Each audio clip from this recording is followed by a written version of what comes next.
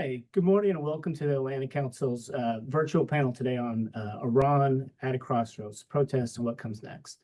Let me just start by saying it's a real honor to be here today with our distinguished panelists and just real experts in the field. And so I just want to briefly introduce them. And then one of my main goals today is make sure I talk as little as possible and that we will really just learn from them. So let me just briefly introduce them. So we have Esfandiar Batmanjelic, who is from Boris and Bazaar. He's a founder and CEO. We have Benham Ben Tabalou, who is from the Senior Fellow and Iran Project Director at the Foundation for the Defense of the Democracies, and Holly Dagres, who's an old friend of the Atlantic Council and is at the Washington Institute for Near East Peace, and Rob McCare, who is the former UK ambassador to Iran and also a senior fellow, a non-resident senior fellow here at the Atlantic Council.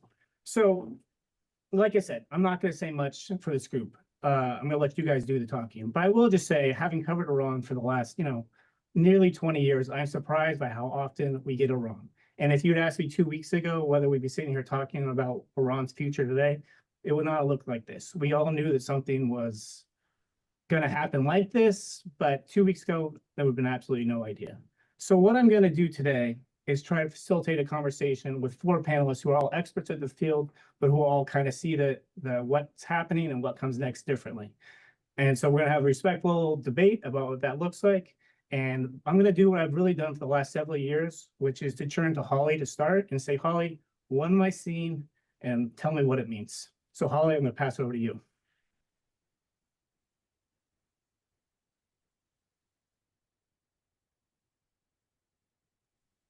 Sorry, Holly, you're on mute. Of course, after all these years, you still don't get the hang of these things. So first, thank you for the opportunity and for giving me the chance to talk about what's happening and start the panel.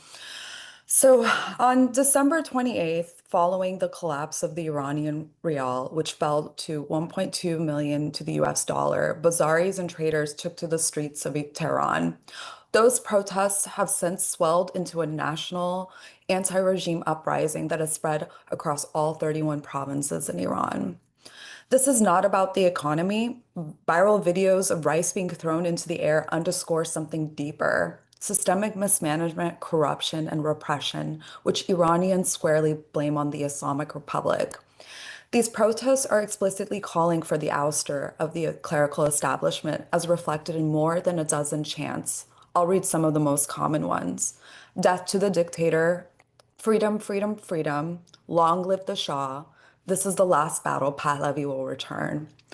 I find it extraordinary that exactly a week from now, on January 16, it will mark 47 years since Shah Mohammad Reza Pahlavi boarded a plane amid mass protests and never returned. Yet today, here we are, hearing chants calling for the return of this toppled dynasty.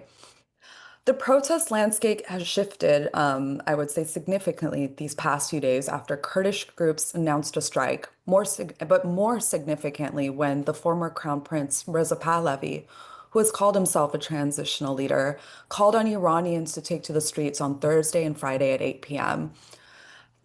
For many Iranians, they were saying this isn't a moment we should be arguing about who should lead Iran, but rather to focus on overthrowing the Islamic Republic. Even some of Pahlavi's fiercest critics in the diaspora set aside their difference and backed this call. Inside Iran, we saw figures such as dissident rapper Tumaj Salehi and soccer star Vuria Ghafouri also express support. So this was really seen as a make or break movement. And what we saw on Thursday night was that the Iranians delivered. Shayan Sardarzadeh of BBC Verify wrote on Twitter, quote, I've been covering anti-government protests in Iran since 2009 and don't remember nationwide protests as widespread and a turnout as big as last night in years.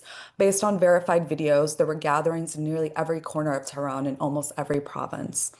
And of course, like the regime knows well, it shut down the internet. We are now operating under total blackout, unable to really reach our families, friends, or contacts on the ground. Some footage of course, trickled out, But it's clear that the authorities don't want the world to see that people have turned out, and they want to use the darkness of the total internet shutdown to brutally suppress protesters. And that's exactly what we saw in November 2019. We don't know how many have been killed. There's been unverified video circulating, but a protester told The Guardian that they've been aiming for the eyes and said, quote, "I don't know how long the internet will work, but we are thousands in the streets and I fear I will wake up to hundreds of casualties."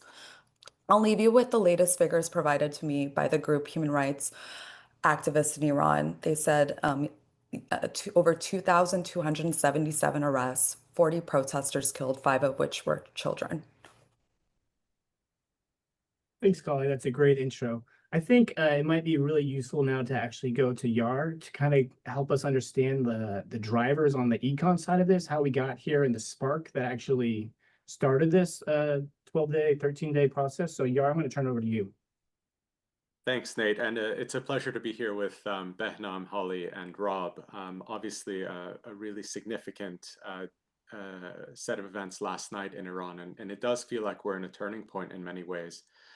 I agree with Holly that the protests that are taking place are not economic protests, but one of the things that's really striking is that aside from the Woman Life Freedom protests in 2022, every major wave of protests we've seen that have reached the national scale has had an economic protest as its trigger. And this was the case in this wave of protests as well, when, as Holly mentioned, Bazaris took to the streets to kind of complain about the sharp devaluation of the rial. And what's striking about this is that the incidence of these protests has increased, even as Iran's economy at a macroeconomic level has shown a certain degree of stability. And one of the things that's important to keep in mind is that when we think about the economic drivers of protests, we often assume that people are protesting because the economy is in an outright collapse. And we're not at that point yet in Iran. I think that's actually a good thing, even for the protesters. We don't want to go through a political transition in a time when you also have a full-blown economic crisis. But what we have, I think, are three reasons why protests have become more frequent, even as most Iranians continue to make ends meet, while that's become more difficult for them to do in the face of high inflation, high unemployment, and other economic ills. I think the three things I'm going to point to are actually things that we've identified in a project that Kian Tajbakhsh from NYU and I have just completed over the last year. We've been doing a systematic review of all major nationally representative surveys that have been conducted in Iran for the last 20 years, for which data is publicly available. And it's really interesting that there is actually a very large body of survey data that you can use to look at Iranian attitudes and behaviors over this time and identify robust trends. This is something that we were doing for a European foreign ministry that was interested in these questions.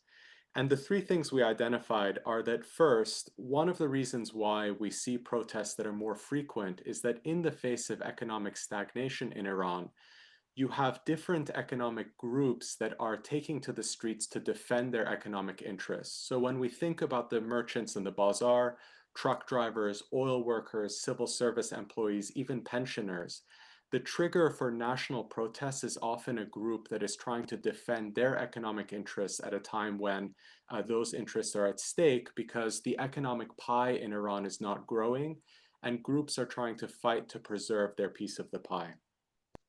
The second thing we see, and this is something that will be obvious for anyone that's followed Iran closely in recent years, is this incredible level of discourse and anger around corruption and inequality in the country. One of the things that we see in public opinion research in Iran is this profound sense among the Iranian public that the economy is unfair in the way it's been structured. So we can actually look, for example, at a 2023 survey conducted by the Ministry of Culture in Iran. This is a robust nationally representative survey that's conducted every few years on Iranian values and attitudes. And 88% of respondents identified that the gap between the rich and poor is widening in their perception. 78% of respondents actually agreed with the statement that every day the rich get richer and the poor get poorer in Iran. So even in the absence of a, let's say, economic collapse in the way that maybe we've seen in a place like Venezuela or Syria, this anger about inequality is driving a lot of the frustration that people have about the failure of their political system to deliver economic justice or a more equitable economic situation. And finally, the thing that the opinion research makes very clear, which again may be obvious given the tenor of the protests that we've seen, is that there's a profound degree of economic pessimism in Iran. Looking across polls that have been conducted by foreign pollsters such as Gallup, polling out of the University of Maryland, and polling from within Iran from the Ministry of Culture, one thing that you will see is when you ask Iranians about their view of the outlook for the Iranian economy, at no point in the last 20 years has the proportion of Iranians who believe the economy is getting better exceeded 50%. And this is actually quite strange to think about because in the last 20 years, there have been periods where the economy has been, at a purely data-driven macroeconomic standpoint, improving, the period of sanctions relief being a dramatic example, but also the last few years when the country has been recovering modestly from kind of the depths of Trump administration's maximum pressure in the first term and then the pandemic shock.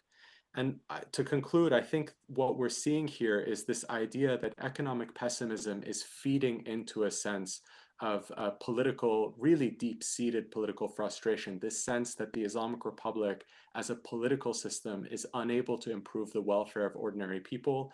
And that's something that is sort of ingrained now within the consciousness, political consciousness of ordinary people in Iran. Fantastic. Thank you for that analysis. I think, Ben, I'm going to turn to you next. And I liked, obviously, your assessment of the situation on the ground, but also, this is not the first time we've seen protests, right? I mean, we've already referenced 2022, 2019, 2017, 2009. What to you feels different this time around? So we'll look forward to you, and I'll turn it over to you. Thanks, Nate. Appreciate it very much. And greetings, ladies and gentlemen, friends and colleagues on the panel. Happy belated New Year. Thanks for having me.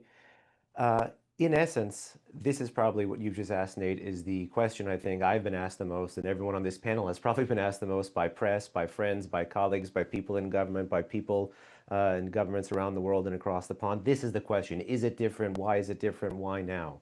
And first, let me just say why it's more of the same. Not more of the same consistent with every single pattern of protest we've seen in the 46-year history of the Islamic Republic, but consistently in the story of what I like to call Iran's national uprising. Different triggers, as Esfandiar just mentioned, social, largely economic, sometimes environmental, often always against the backdrop of some kind of other crisis. But given the boom and bust cycle of protests we saw since 2017 to present, that story, those snapshots, 2017, 2018, 2019, briefly 2020 to 2021, and then Women, Life, Freedom 2022 into 2023, and now this one, 2024, tells you that it's part of a much larger story. Sometimes it's the same vanguard, sometimes it's a different vanguard, but the speed at which one particular issue, one trigger, can kind of develop a contagion effect across a very different demography and geography, and the speed at which that different demography and geography can agree on the thesis that this is at heart a fundamentally political problem, as evidenced by the slogans, is why these protests continue to matter. So they are different. They're not like 1999. They're not like 2009. This is the street pushing past the state and choosing to remain on the street as the best possible vehicle for political change in Iran rather than through the ballot box. You've seen that as the number of protests go up, the amount of boycotts with the electoral system goes down. These are correlative forces, and I expect them to continue to grow in the weeks and months ahead if the Islamic Republic finds a way to limp along. Now to the particular reasons of why it's more different, or I like to say unique is perhaps a better word. It's the backdrop, it's the context, it's the timing. These are perhaps, I would say, the widest in terms of demographic and geographic scale protests by the street against the state since the 2022-2023 Women, Life, Freedom movements. And that has two important implications for the resiliency of Iranian protests, and forgive me, the level of rage that exists, not just between dissidents and dissenters, but between ordinary Iranians who are affected deeply by the path-dependent, largely ideational or factional choices made by the Islamic Republic's political, military, economic, and religious elite over the past 8, if not 10, if not more than 20 years. So the first is, given how violently repressed women's life freedom was, and the corollary there is, you remember there was a campaign of chemical attacks against Iranian school children. FDD has detected over 2,000 of which that were affected by some kind of reported chemical agent during the same time as the crackdown on the street. Given the fact that there was this violence plus this other kind of crackdown plus detentions, as evidenced by the fact-finding mission at the UN, the Iranian people still have not been deterred. Yes, it's dangerous. Yes, it's risky, but they're still coming out.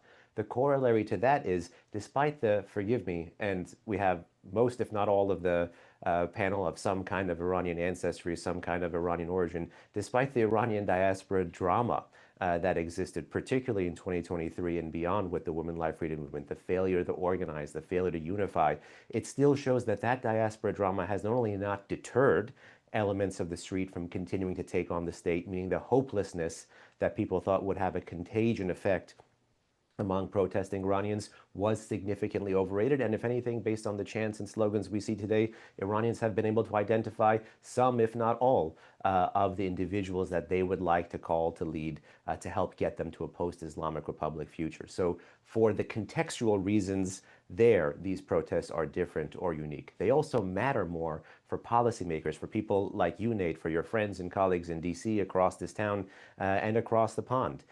Simply because they follow the 12-day war. Certainly after the 12-day war, there was a lot of talk of a sticky or a sustained rally around the flag effect.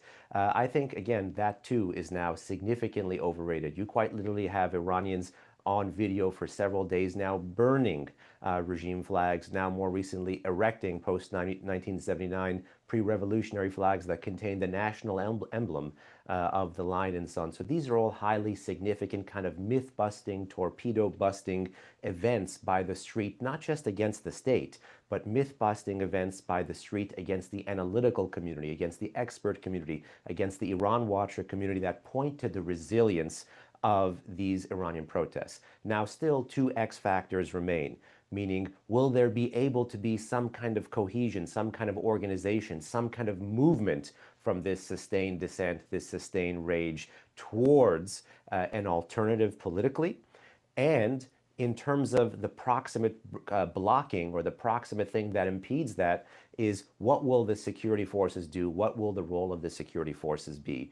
So sometimes what we've seen in the past 12 and a half, 13 days, you've seen tactics from 2022, 2023, where they withdraw from a city and then return. So sometimes in the morning, the city looks like it's in the hand of the government. At night, it looks like it's in the hands of the protesters. These are tactics by the state against the street to tire out the protesters. Similarly, if you go back to 2019, there's another tactic being deployed there. And now we have, I think, 14 to 18 hours of throttling and internet cutouts in Iran, depending on how you count and depending on when and how this airs, of trying to use the cover of darkness to kill, detain, and beat Iranian protesters and those on the street. So that's where, again, there's a parallel. The final reason I would say this is unique, of course, especially again from that American policy angle, Nate, is because Americans, and in particular, I would say the President of the United States thus far has been choosing to make it an issue. Holly and I were joking previously about 2009, given the salience of Venezuela and how Venezuela all of a sudden took over the news, given the decapitation operation there, that would Venezuela take over the news and therefore make the Iranian protesters lose steam because they wouldn't get media attention. The joke from 2009, given that Michael Jackson died then, was that the Besieged killed Michael Jackson as some kind of a distraction. Ultimately, time will tell if there will be the continued coverage. But the President of the United States, as early as yesterday, twice talked about Iranian protesters. Twice, in my view, I think, went more than a bridge too far by talking about those dead as having died in some kind of chaos or some kind of stampede, despite the fact that he 3 times in the past, I think, 8 days has talked about wanting to hold the regime accountable for violence. So when the most powerful person of the most powerful country in the world is choosing to highlight your issue, it's going to matter, especially given the fact that this is not just limited to Trump and Iran. This comes amid, again, the 12-day war and 46, almost 47 years of U.S.-Iranian strategic competition. So as the street continues to take on the state, this is not just an isolated matter. This is a matter that tugs at both the head and at the heart for Americans, for Iranian Americans, and I would say really anyone interested in the future of representative government in the Middle East. Fantastic. Those are excellent insights. Look, so I'm going to turn to Ambassador McCarran next, and I'm going to ask you to do two things. I mean, one is, you have most recently been on the ground. It's been a few years now, but I've never been on the ground, and the rest of you, it's been a while as well, I understand. So I'm going to ask for your perspective on, kind of the bigger picture. What do we need to see actually from your interactions with the Iranian people to see lasting change? How do you think the regime will respond? And then I also would like you to, as a former representative of a foreign government, to get your reaction to the U.S. administration actions and whether you see this, both the pros and cons of the engagement. So I'm going to turn it over to you now. So thank you. Thanks very much, Nate. Well, British diplomats don't have a great track record of predicting revolution in Iran. The British ambassador in 1978 famously sent a dispatch saying Iran is not in a pre-revolutionary state. So I think we all need to approach it with a bit of humility, and also conscious that, as we sit here talking, this is where, this is a time when the protests are kicking off again in Tehran and around the country, and this may be, given, as all the other panelists have talked about, the crackdown, the internet blockage, and this sense of things coming to a peak. This may be the day in which there was a really serious repression and serious bloodshed in response to these protests. So really, I don't think it's very difficult to make confident judgments at the moment. But I agree with a huge amount of what the other panelists have said, and particularly about how desperate things have got in Iran, and how the economic justification for the protest, the economic spark, has only just lit the touch paper for a much wider set of issues and of anger in the country. And certainly, from my experience and talking to people, there is, no one is in Iran, is the proportion of people who are supportive of the regime remains incredibly small. It is shrinking further. That circle of power gets tighter and tighter, and as these protests show, the regime finds it very difficult to do anything other than to circle the wagons and to double down on a repressive policy. So, in answer to your questions, there, I think there are a number of things. So for the regime, for the protests to lead to immediate political change, and this is echoing, I think, a bit of what Yar was saying with some really good data-driven points. You do really need a leadership or an alternative leadership that people can rally around for that sort of immediate revolutionary change that people would like to see. It's very hard to see that emerging in the short term. And of course, the regime has an enormous amount of repressive power, which it hasn't really even started to use yet. And unlike in 1979, when the Shah was not willing to follow the advice of his generals and put the army on the streets to kill as many people as necessary, I think this regime ultimately would. So those two factors remain in place, and so one of the things that would need to shift for this to be different would be for some sort of defections from inside the system, from the IRGC or the Basij, which we're not seeing at the moment. If that were to happen, I think things could change very rapidly. But absent that, and absent the sort of leadership that the regime has managed to, really snuff out inside the country, change will come, obviously. Change will come in Iran. It may not come in the next few days because of these protests, but these protests will affect both the when and the how. And the way I think we should think about it is that they are playing into the dynamic that takes place inside the regime, because change is likely to come from inside the regime. And there are lots of different ways that could happen, as we all know. But what's happening on the street will affect the power dynamics in the very opaque political game that goes on inside the system, which we really don't get much of a sight of.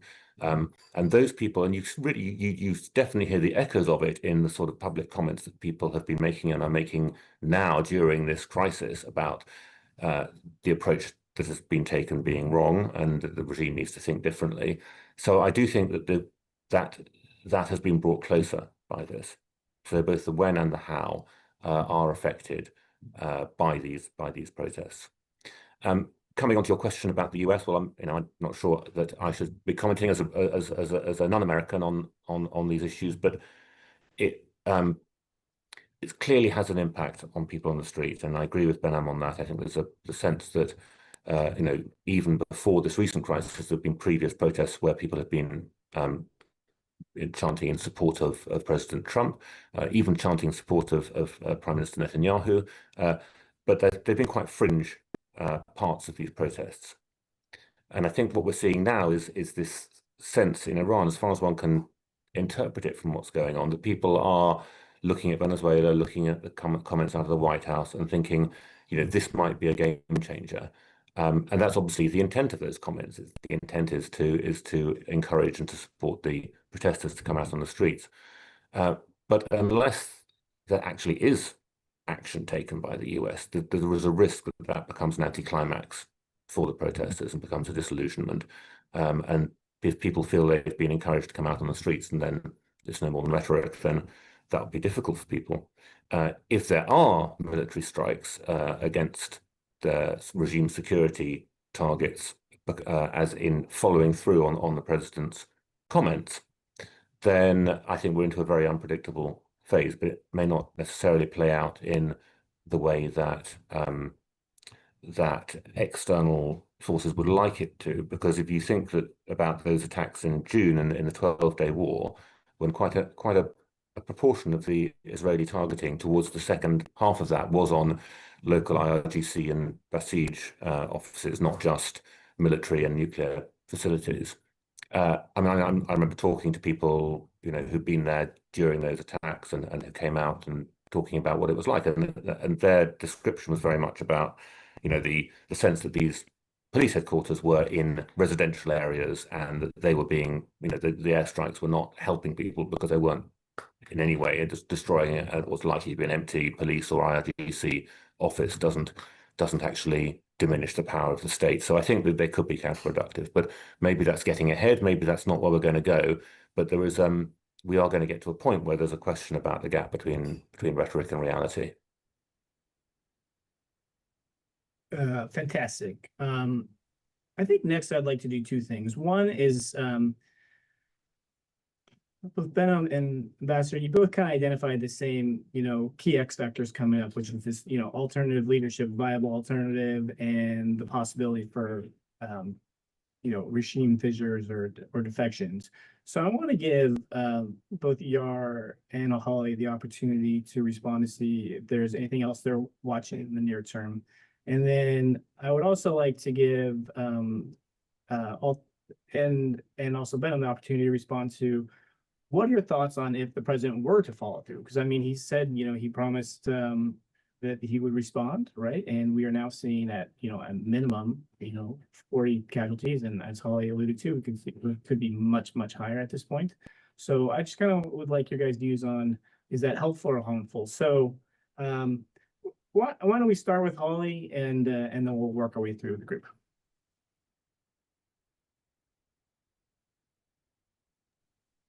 Mute again, Holly. Oh, I know. Sorry. Well, when we're looking at these protests right now, we're getting a lot of mixed messaging actually from the Trump administration. Now we've been seeing more headlines about the threats that the president has made against the Islamic Republic if they kill protesters. But we've also heard him describe protesters that were killed as being killed by a stampede. And then we saw Vice President J.D. Vance actually say that that they're still open to negotiating over the country's nuclear program. So I think there's a mixed messaging there that's happening. I think there's a disconnect with the administration. I think the president has some ideas and J.D. Vance has some different ideas. And I don't think those are really going to be decided until the few of them get together in a room and then actually decide what the policy plan is going to be on Iran. Because I don't get the sense that they really have a direction just yet. And from our read on this administration, it's not something you spend days and hours with the various parts of an administration, the State Department, Department of Defense, intelligence. It's just 4 people in a room or 3 or 4 people in the room deciding in a moment that what they're going to do. So I think that's noteworthy. In terms of the country, What's been for me noteworthy over the years is that the international community has mostly grown numb to cyclical anti-regime protests. Despite the fact that the people inside the country have repeatedly said that they don't want this regime, and they've said it in various ways, of course, the 2022 Women Life Freedom Uprising, and of course, these current protests. And so everyone thinks that this won't be the moment. And then here we are, where we're seeing a situation where the clerical establishment is under very extreme pressure.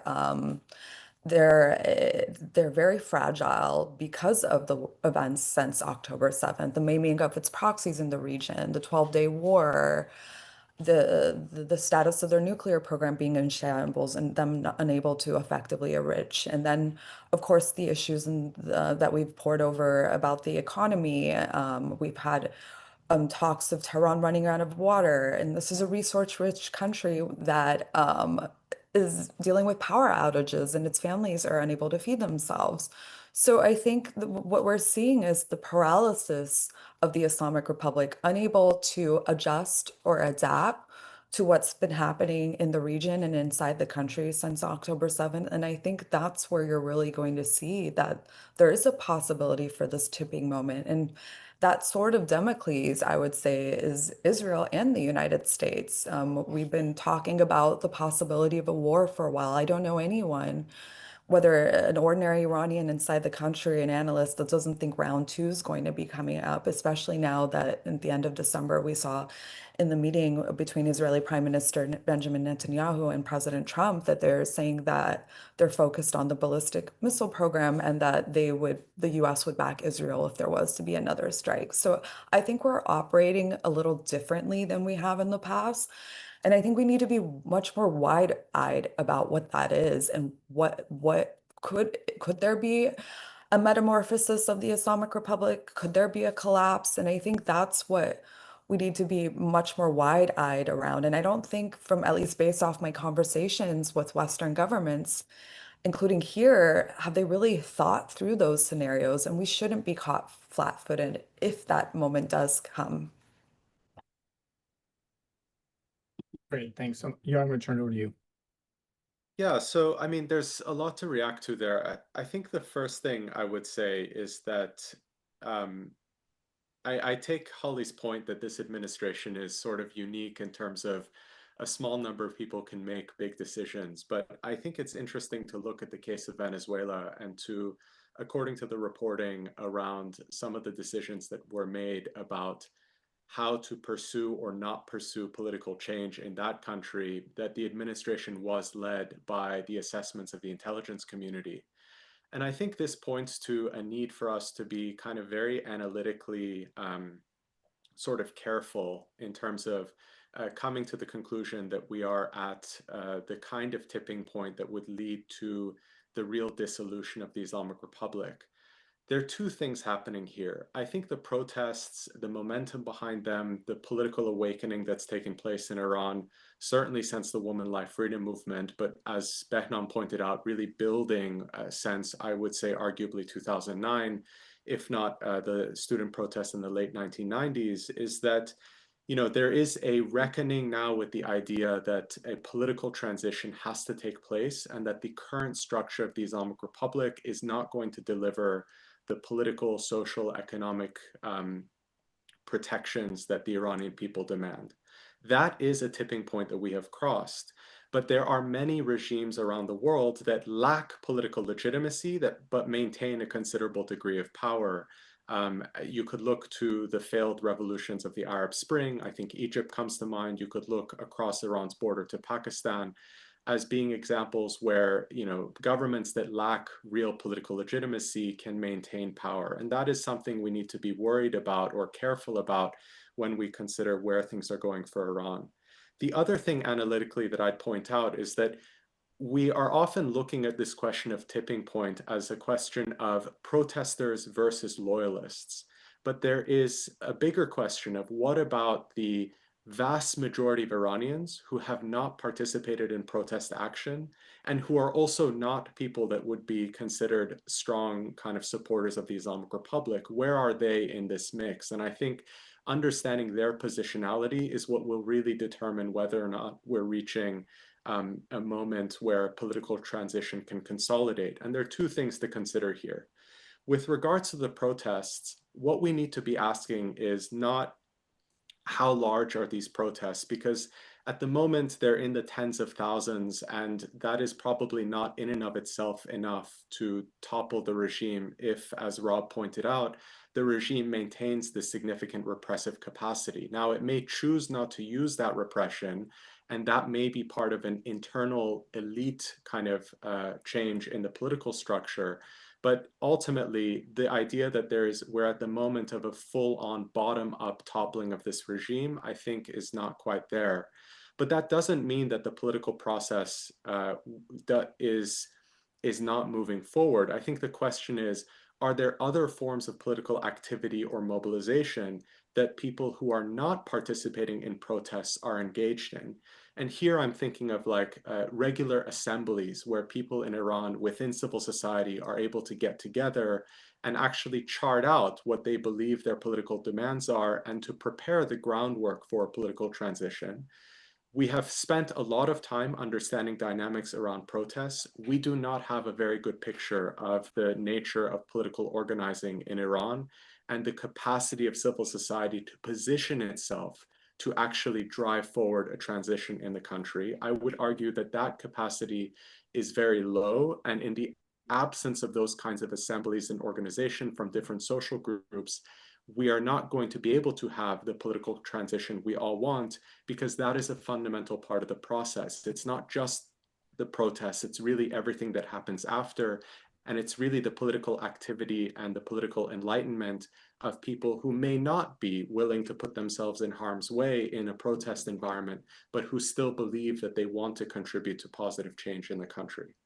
To close out the idea, the other thing I would look at is the fact that there are significant numbers of Iranians who are not participating in protests and who yet may be supportive of the protests, but are also worried about what a true revolutionary moment might entail in the country.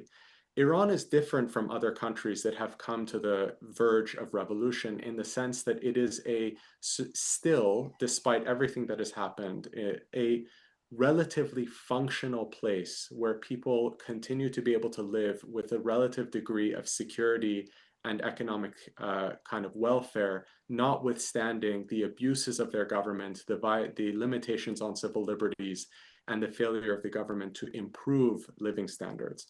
Why do I raise this? The reason is that I think we often assume that Iranians are ready to burn it all down and to kind of start from scratch.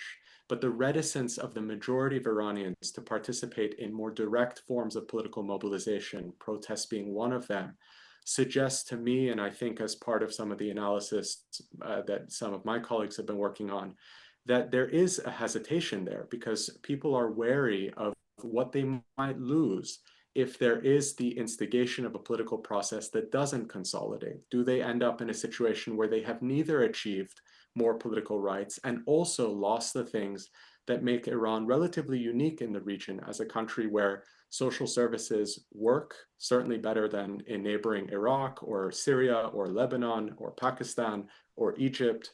And these are things that I think still weigh on the consciousness of many Iranians, and we need to have our sort of focus there. So to summarize the point, I think what I'm saying is that it's not a question of a battle between protesters and loyalists. It's a question of what is the political imaginary that allows the vast majority of Iranians who have not yet mobilized to find a way to participate in a political process where they see their rights protected and the political situation improving without sacrificing the things that they still hold dear, which is living in relative safety, relative prosperity compared to other countries that have gone to the verge of revolution and have ended up in a situation where, unfortunately, people are far worse off and have not even achieved the political aims that they really hope to achieve.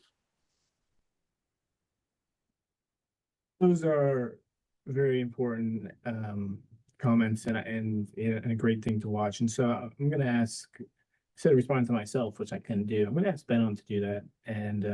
And I will note that you shirked the question about U.S. actions, Yar, but that's fine. Benon, why don't we go to you to respond to the bigger, more important question?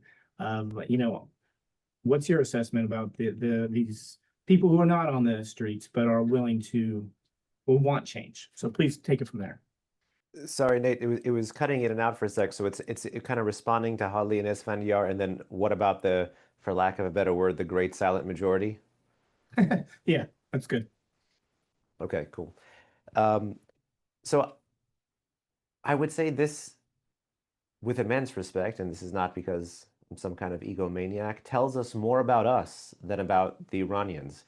The selection effects at play is all of us, yours truly included and guilty, as analysts, the lens, the glasses with which through we see Iran, the Iranians that we talk to, the way in which we communicate, the way in which we see and process information, the information we choose to process, inherently orders and shapes the calculations, analysis, and policy recommendations that will come from all of us. So I am putting my cards on the table. I do believe that actually the great silent majority want to push past the Islamic Republic.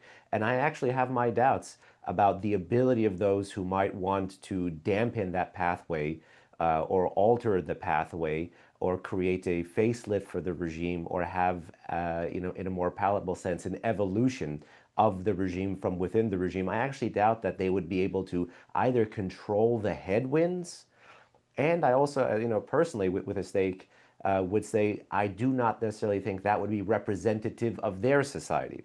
Now, we can debate this, and at times it's going to be empirical, and at times it's going to be anecdotal.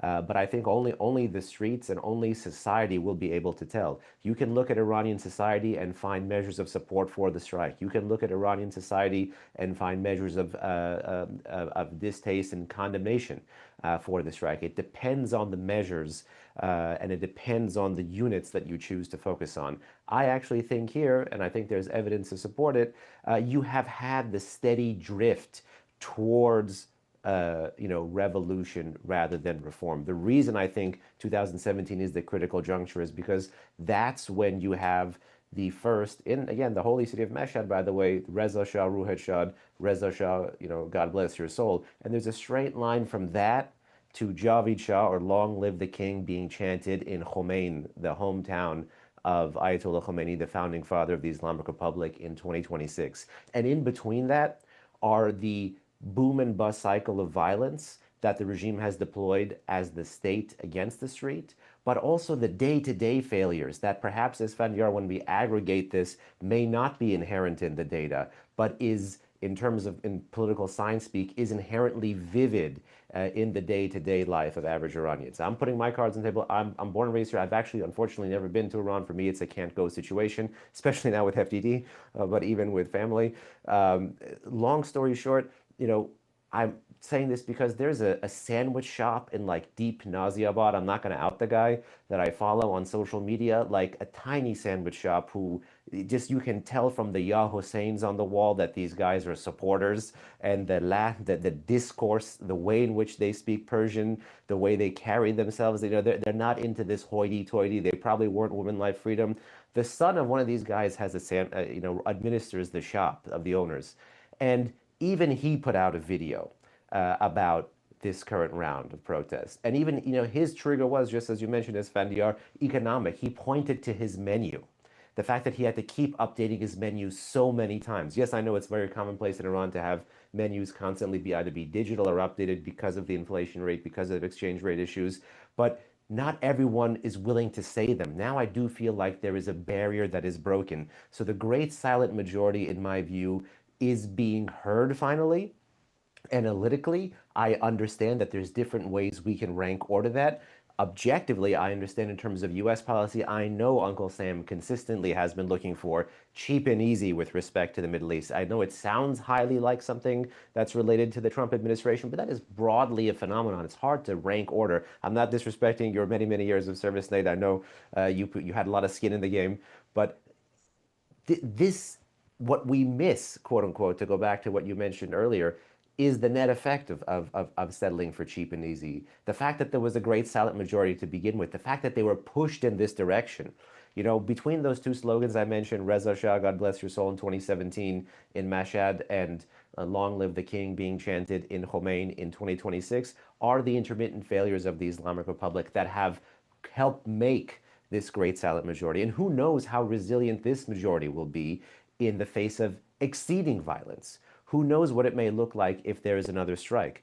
But I think just based on some of the records we have from Women, Life, Freedom, from the 12-Day War, it's worth being a bit more bullish on this. And, you know, I only recently had the pleasure of meeting Holly in DC, but, you know, even before I met her, I saw at her conference when about Women, Life, Freedom, she was saying they don't deserve your skepticism about Iranian protesters, they deserve your support.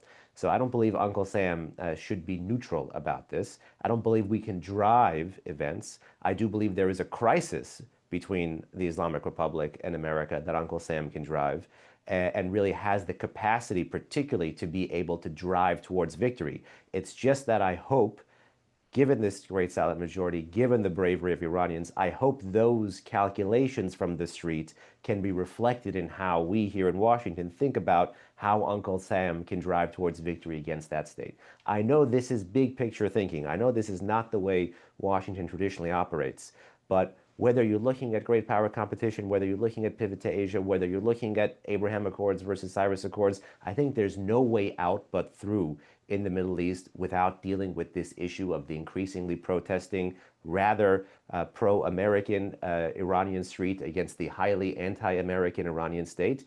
And I don't think evolution is going to be enough. I do worry about a Venezuela-type, Egypt-type model for Iran. But I'm also here, not just as an analyst, but also as an Iranian American, not necessarily willing to accept that because I think the Iranian people deserve better and are not willing to accept that. And I think that should be reflected in our deliberations. I'm not saying that's what people are kind of settling for here today, but I do want to put that out there as some kind of a provocative foil for our conversation moving ahead. I know I tried to amalgamate both the policy question and the reaction, but last thing on pathways, I've long said evolution, devolution, revolution.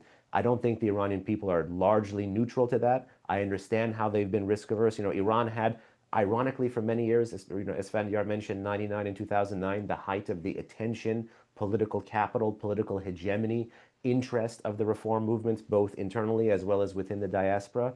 But people have pushed past that. And I don't think musical chairs or arranging deck chairs on the Titanic is going to be sufficient.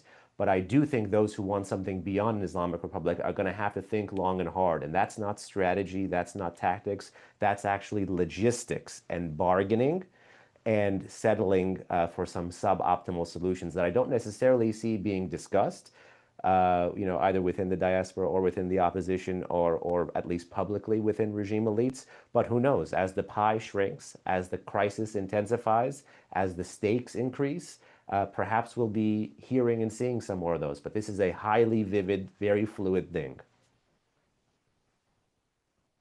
Those are great comments. And let me just acknowledge the fact that, look, during my times in governments, we made lots of mistakes, right? And I think you're right with your assumption that, you know, cheap and easy and quick is always the preferred method, partially because this is really hard, right? Transitions are really hard. And, you know, I'm a generation of former government officials that came up, you know, in the aftermath of the Iraq War and the Afghanistan War, right? So that absolutely figures into decision making.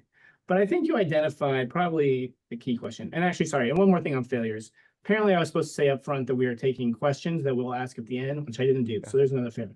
But the key question I think you're identifying here is the silent majority wanting change. And so I really would like the other panelists to chime in on that, because I would say from my previous view, we never, and from the US government, we never knew. We never do. It's impossible for us to. We don't have MC on the ground. We have limited insights, no relationship for 46 years. We are basically coming to, you know, you guys to help us understand these things. And there's been disagreement. So look, I'd like to turn to, I guess I'll go like a Rob, Yar, Holly order to respond to that, really, which I think is the fundamental question. Do you want me to come on that? Yeah, please start. Yeah. Please start. Okay. So, I mean, it's obviously a really crucial question is what is this, the silent majority, what does the majority of Iranian people really think about this? And, you know, how do you generalize about a country of 90 million people? But we shouldn't be projecting onto that population what we want to see. I mean, obviously, when I was out there, I and my colleagues did everything we could to talk to people from completely different walks of life, different cities, different places around the country, different views. And the regime tried to keep us in a box and prevent us from doing that. But we did actually have an awful lot of conversations with people, and you know, almost everyone were open about their contempt for the regime. Almost everyone followed it up by saying, "We don't want. If the alternative is chaos, if the alternative is Syria or Libya or you know any of these other fail-safes, that's worse, and we don't want that." So I think Yar was right in putting that on the table in terms of what the data shows and what people think. And there's a difference, you know, between what people, you know, want when they're out on the street in a crowd with absolutely furious and shouting and wanting change, and what they actually want when they sit down at home and think about it. So I'm not sure it's an answerable question. It is a question we should keep looking at. But I do think we should try to look at it objectively and not project what we want to see onto that sentiment.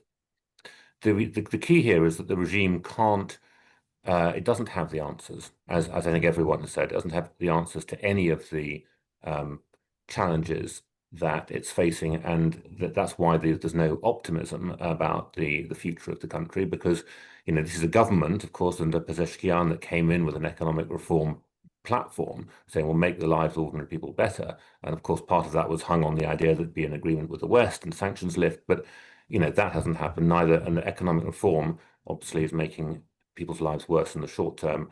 Either they don't have an answer to the inequality, the structural challenges, the IRGC dominating the economy, the smuggling that goes on with sanctions, and how that narrows the resources of the regime, of the country, into the regime. So they don't have any way of solving the problems that the protesters are so angry about. And yet you still come back to the fact that you know there isn't anyone out there that does. There is no one that you can go to enthrone, you know, whether it's Reza Pahlavi or anyone else in Iran that's going to answer those questions. So I think you know trying to generalize about what Iranians think about that is really hard. And you know slogans take you so far, but they only take you so far. Nate, Yar, can why I don't build you- on that? Yeah. Yeah, please do. So, I mean, I think Rob's last point is a really important one, and maybe just to clarify my point for Behnam, you know, my point is not that there's a silent majority so much as an inactive majority. And what I mean is, I mean, I do not dispute at all that the majority of Iranians want a dramatic, fundamental political change in the country and have rejected the legitimacy at a political level of the Islamic Republic.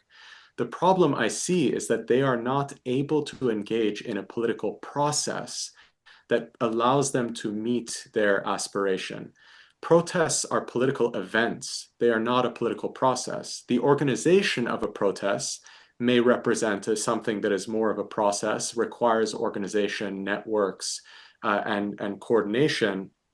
And I think it's important to realize that the large protests that we have seen, part of the reason why they have been instigated by groups with economic grievances is often that those groups are well networked. So Bazari merchants, truck drivers, workers, civil servants.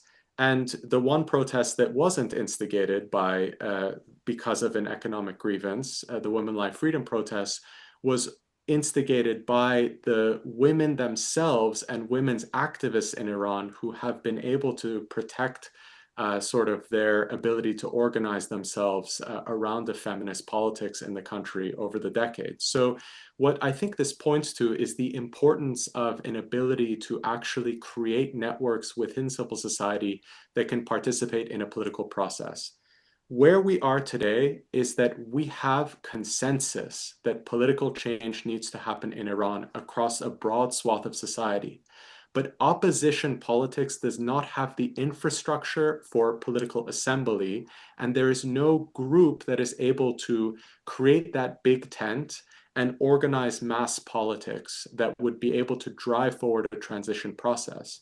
This is why I'm it's not skepticism that I have. I think it's skepticism that we see in the reticence of many Iranians to participate in certain forms of political action, including protests, but other forms of assembly, is that they're also paralyzed. It's not just the state that's paralyzed, it's Iranian society that's paralyzed at this moment of impasse.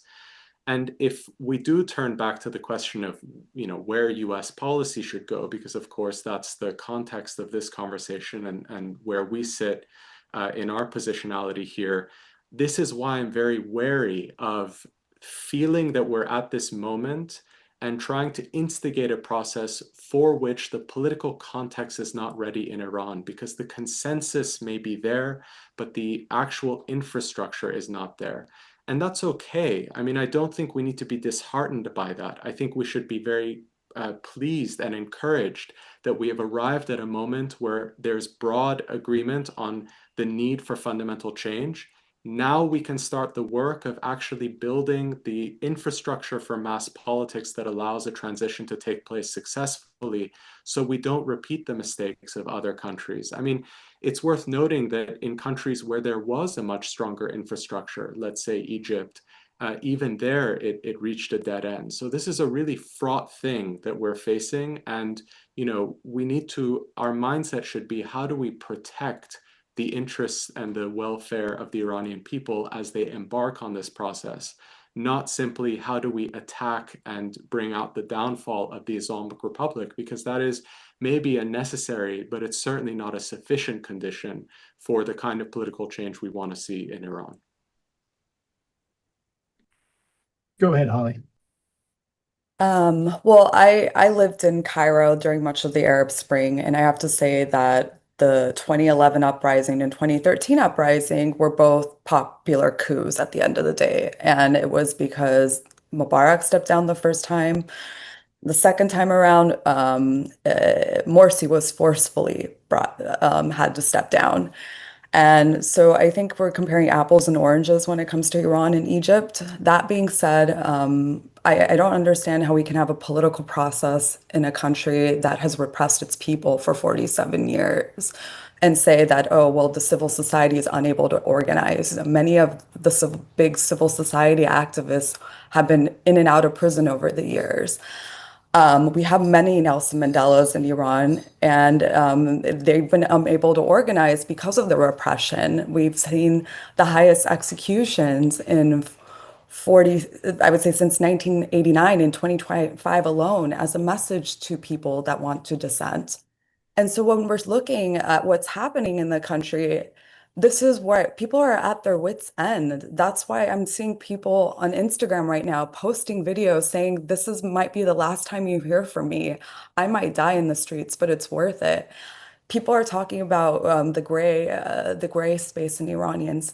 Iranians might not be in streets, but some of them, they're putting the battle of war song in the background, symbolically saying that they're backing these protests. I posted videos myself on social media of Iranian Instagram influencers who are apolitical, putting on a scarf and saying, hey, it's because the weather is cold, and then quietly wrapping it around their face and showing how protesters can cover their eyes with the headscarf that most of the country has stopped wearing. I mean, just because people have not been able to organize, it's not because they don't want to, they're just unable to. And this is why people have been chanting for the former crown prince, because they're realizing that maybe this is not something that can come from the inside. It has to come from the outside. Whatever our thoughts are, that's really what's happening on the ground in the country. And I have to know, like, we've been for years seeing like calls for a referendum, for a constitutional assembly. We've had Nobel laureate Narges Mohammadi just weeks ago with other activists, 17 totals, call for a transition. We've had Rosa Pahlavi call for a transition, but everybody's ignoring it. And I mean everybody, I mean Western governments. It's as if nobody's calling for this change. And now we're in a moment where protesters are out on the streets and we have an internet shutdown. We don't know what's going to happen. But we were saying, oh, well, they can't organize. There's no political process. Well, when crimes against humanity have been committed in 2022, according to the UN fact-finding mission, of course, they're not going to be able to do something big and make major changes without some more help from the international community and backing them. One of the most simple things that protesters asked for at the time during Women Life Freedom was a designation of the IRGC. Finally, after years, Canada and Australia, after withdrawing its ambassador from Tehran, actually did that. But the United Kingdom, the European Union have yet to do so. We've been ignoring that. When I talk to activists and journalists on the ground over the years, they said one of the things that killed the uprising were the executions. Had the international community maybe said more about it during 2022, these actions could have breathed life into it. And there's a reason why we're seeing some protesters in the country right now rename streets as Trump Street or send thank you videos to President Trump. It's because they want more attention on what's happening. They want something to happen. They want the support. So I think expecting that this to be just yet another protest and be numb to it and say, well, it's not going to succeed. I think that we have to open our eyes. It was the British ambassador to Tehran in 1979 that responded to the Brown Report that said we had a failure of imagination at the time. And I think, unfortunately, Western governments and some Iran analysts are still having that failure of imagination, that something's about to change in the country. We don't know what that looks like. It could be very worse. But what difference is it when the Islamic Republic has been wreaking havoc on its people in the region for decades? We've dealt with the status quo. That's what it's been looking like. We should be a little more open to the opportunity of change. And we should be thinking about Iran very differently in this post-October 7th world. Those are great points. Look, I mean, I think it's also a good segue to something we all discussed ahead of time that we thought would be interesting is, kind of the what comes next is important to this conversation, right? I mean, you see a bunch of different theories coming out, right? You have, I think, we obviously Reza Pahlavi, which, I welcome people talking about the prospects there. You've seen different theories. I think, Alex Tatanka wrote a great piece at MEI about how, like the only way the regime could survive is if, Khamenei like greatly reduced his role and, made him more a civilian government. He says that's unlikely, of course, but, but it's interesting. You've also seen these different theories where, you have this strong man emerge.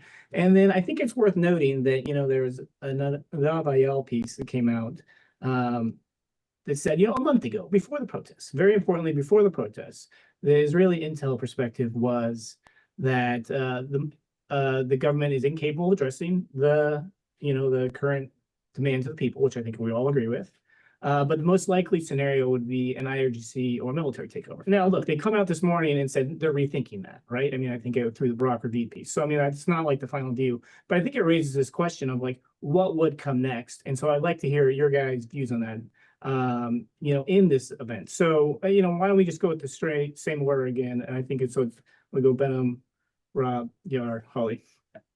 Sure. There was a lot of really interesting comments by friends and colleagues on the panel. I'm not going to address that about going back to political process, but suffice to say, if this was a different beverage and we had more time, I'm sure we would all have a really great conversation about politics in authoritarian countries. There's a lot to unpack there. Listen, there's a popular thesis about IRGC takeover, IRGC military dictatorship that I kind of want to push back on. And I want to talk about two revolutions that revolution being an elastic term here, two revolutions that we've already seen. Those who say that we need some kind of revolution or talk about the street rising up, say, where are the Iranian people or whatever, they miss the fact that the social revolution in Iran, the 1979 revolution, despite not only being brought about by an Islamist element, there are many elements, but had social components. There were social constituencies within that revolution that actually had socially articulated, unfortunately, better their theory of the case than the 1979 Pahlavi monarchy was able to articulate its theory of the case, its economic performance-driven legitimacy, its ties to Iranian nationalism, all of this stuff.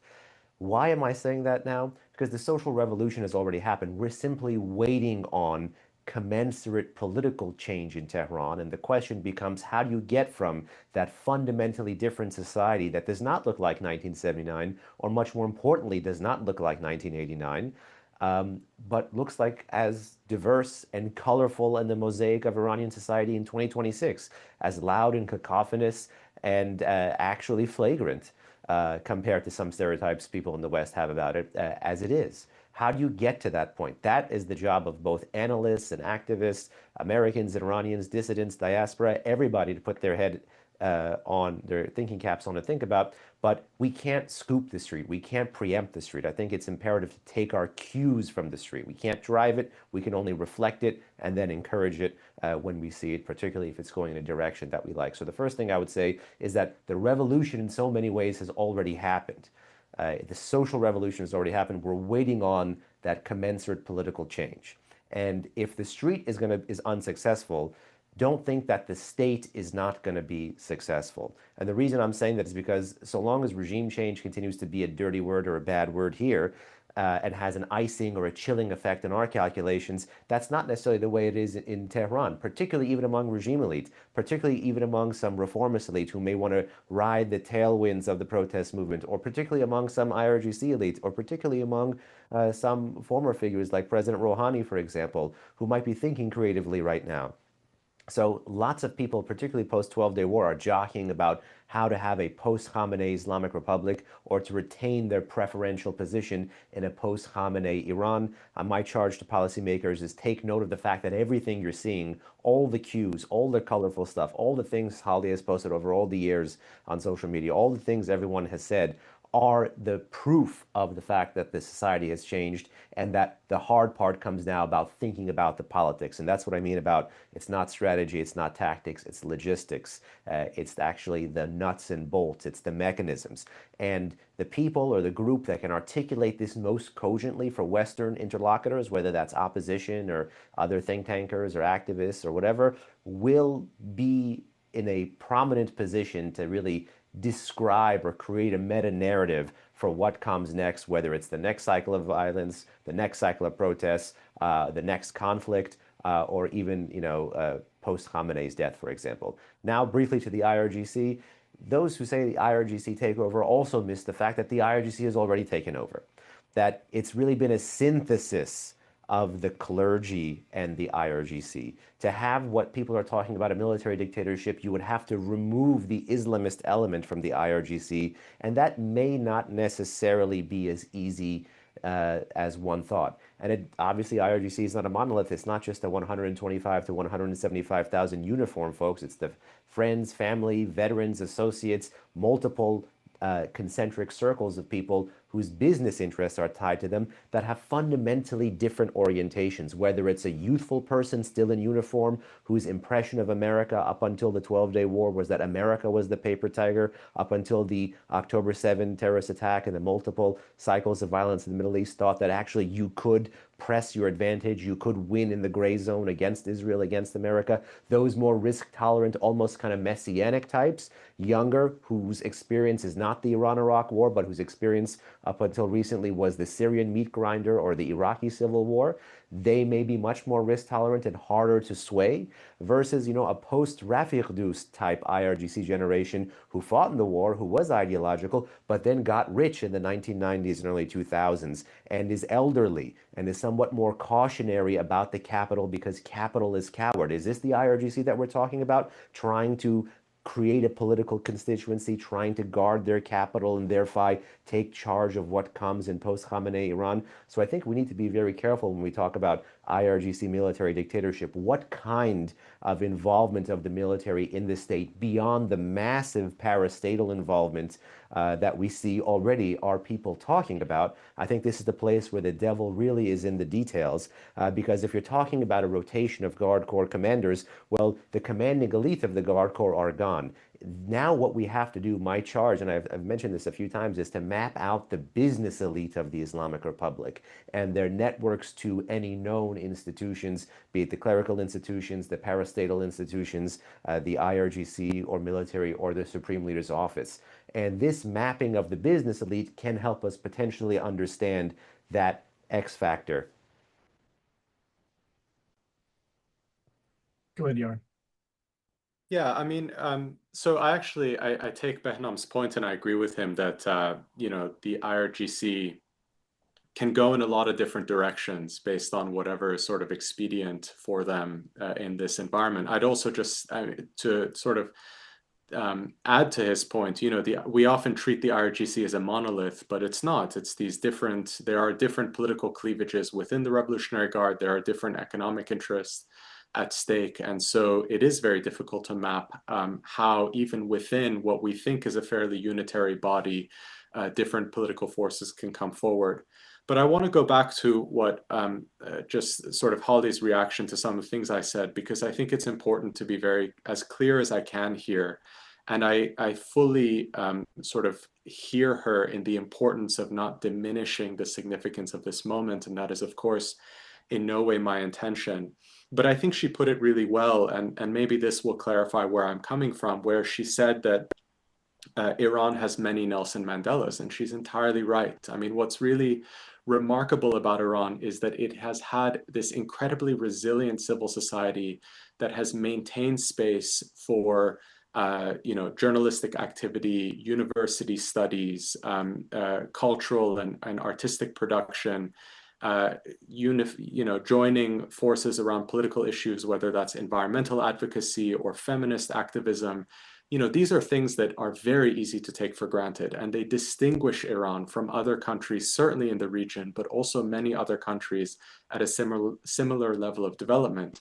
And it's from this kind of rich soil of political and social awareness that you have had these many Nelson Mandelas, many of them women, come to the fore. The point I'm trying to make is that Iran has many Nelson Mandelas. It does not have an African National Congress, in the sense that there is not a sort of political movement that is able to mobilize the large part of Iranian society that absolutely wants change, but may be struggling to understand how they can participate in that process. And we can't position protest as the only way of doing that. This idea that, you know, what we need to do is sort of kind of encourage or support protests at every instance as this one form of political activity where the future of Iran is going to be decided on the street, I think that's tremendously unfair. And it's also not sustainable. People are putting themselves in harm's way and they're showing tremendous bravery and courage. But it's kind of, you know, it's difficult to imagine that that is a mature form of policy advocacy from the United States or any other country, that all we do is when these protests erupt, we give our words of support. There has to be some attention to this other more fundamental issue of what actually engineers a political transition in a country in an organic and sustainable way. And we have seen that in other countries, and there are lessons to learn. And I think the diaspora, it's incumbent upon us in particular to make that the locus of our kind of political energy. And to the credit of Reza Pahlavi and his supporters, they have made steps in that direction by publishing materials about what a transition could look like, by improving their approach to trying to develop a big tent. But it's incredibly nascent, and it's not enough to rise to the moment, neither from that camp nor, I think, other camps that are trying to position themselves as being constructive in this regard. So just to sort of underscore my point, I am not here to diminish by any means the importance of this moment. I think we have arrived at a tipping point, as I've said, but it demands so much more from us and those of us that want to see a freer, more prosperous Iran in terms of actually identifying what has prevented the relative power of the people and the state from correcting itself so that the people can actually drive forward a political process that they believe in and that will deliver them the rights that they deserve. Thanks. I want to make sure that participants are able to respond to that point before too long. But first, I think Rob and Holly, I think you're up next. So why don't we go, Rob?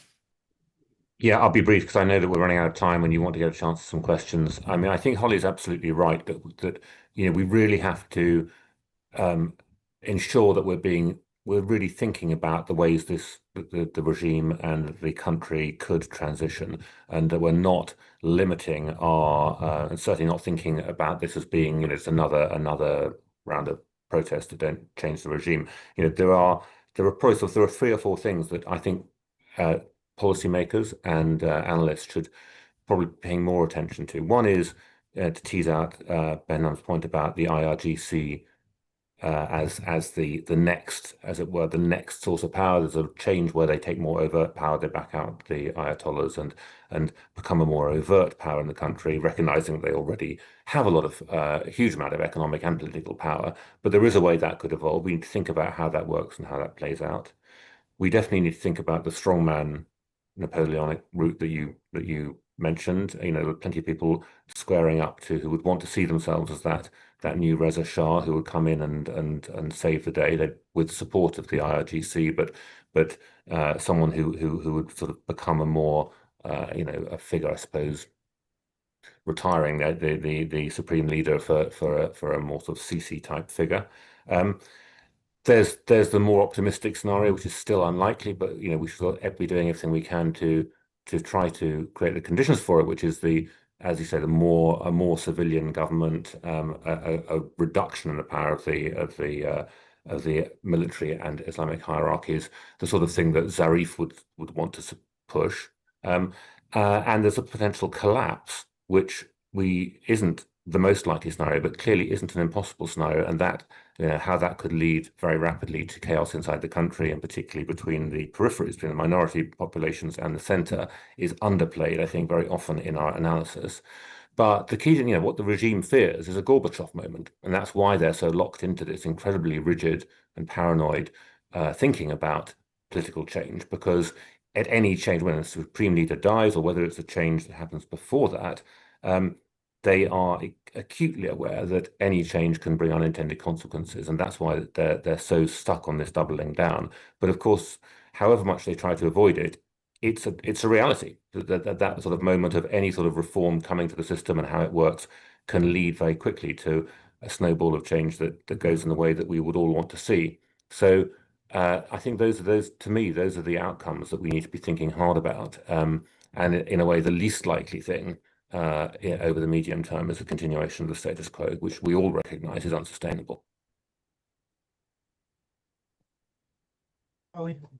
Yeah, I'll carry it home as much as I can. I think when I look at what we've been seeing in Venezuela, I think it's in the back of a lot of Iranians' minds. Would there be a possibility that there's a sacrificial lamb, like somebody like the supreme leader, and then just to preserve the system, or Nizam? And I think that's what played out with the capture of Maduro.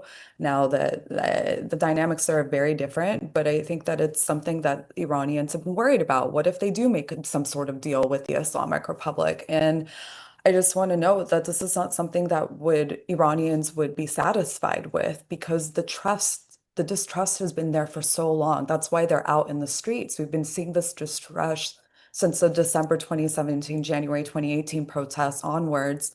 We've seen that over the coronavirus pandemic, where Iranians were denied Western vaccines when they had the highest deaths and cases in the region. We've seen it with the IRGC shoot down of PS 752, and of course, the repression over the years, the executions, and the crimes against humanity that were committed in the 2022 uprising. So for Iranians, I don't think they would be satisfied with, let's say, an IRGC figure of swapping his, I would say, his fatigues for a suit and wrapping himself in the flag of Iranian nationalism and saying, I'm going to be your Reza Shah, or whatever you want to call him. I think that they want so much more, and that's why they're out on the streets. They do not want any semblance of the Islamic Republic taking over the country. And I think we need to be mindful of that if that was to happen. Yeah, those are all excellent points. And so look, I'm gonna give you guys a few questions to respond to, and then so we'll try to be relatively quick on this and try to give you guys all like 1 or 2 minutes at the end to just say, because we only got about 10 minutes left. So to like what you want to take away. So I'm gonna combine the questions real quick. So some of them we've already addressed on IRGC, but one of them is that diaspora helping or hurting the movement? And so I would welcome our diaspora members to answer that question. Another one is like, why, it says, why are we still getting, what are we getting wrong in the portrayal of the protest, whether it's interpreted between the outside and the inside? So, I mean, I think those are two questions I'd like you to ask. And then I guess, and then I'll just add my own third question here. So, you are all proposing something slightly different, right? And so how do you get there? I mean, so you're saying we need to have this development of civil society. Venom, we need to empower this silent majority. Holly, we need to do more. Rob, similar as well. And so, like, how? So take those questions, and then if we're just being realistic, you might as well. This is probably your last chance to talk, so you might as well say, like, what is also the one thing you want to take away from the group. So, Benham, let's turn it back over to you. So, you Oh got man, about 3 I was going to minutes. say ladies first and cop out of Oh, it. ladies first. All right, well, Okay, there we go. All right, fine, Holly. We'll go with the same word, Holly. Awkward. So I have to adjust the famous diaspora question that we get asked every time this happens with an uprising. Well, I would say there was very much unity I hadn't seen during the 22 uprising, and unfortunately that tied over time in 2023, especially after the Georgetown 8 opposition coalition fell apart. But what I saw this past week, and I noted at the beginning of our panel, was unity in messaging on calls for protesting and ousting the Islamic Republic from the diaspora and from inside Iran.